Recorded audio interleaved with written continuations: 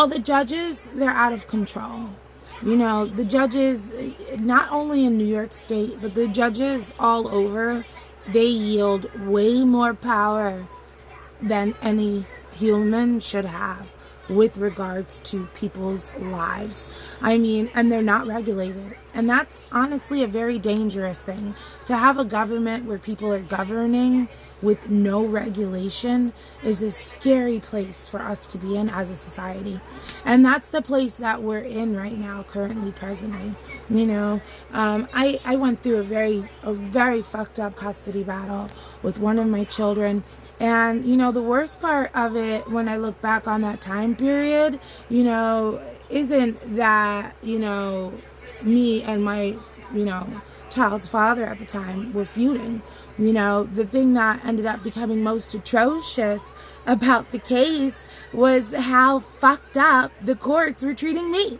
Like, I mean, honestly, they literally swiped my daughter from me with no regard to me or my feelings or her siblings. It's very sad.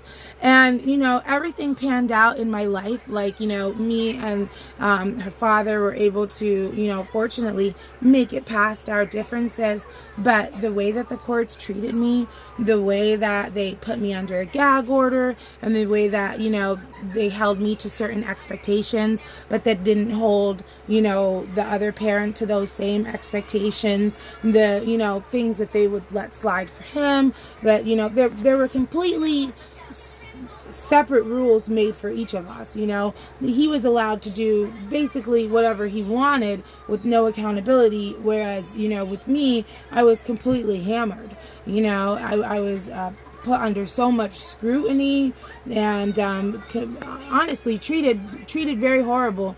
And, you know, it was really awful too, because at the end of it, I remember the judge tried to talk to me when he was out of his robe. And, you know, he tried to tell me, he's like, have a nice day. And I remember telling him, you know, I hope you go to hell. And I want to let you know, every day that I'm alive, I'm going to be wishing you and your family the worst. You know, I cursed that motherfucking judge. I cursed that judge with everything that I had in me at that moment in time. And honestly, today, I still don't wish him well. You know, evil things happen and you just got to deal with it. That's life. You literally have to learn to roll with the punches. But these judges are out of control. And, you know, I hope one day when I'm working in legislation in Congress, I can do something to help.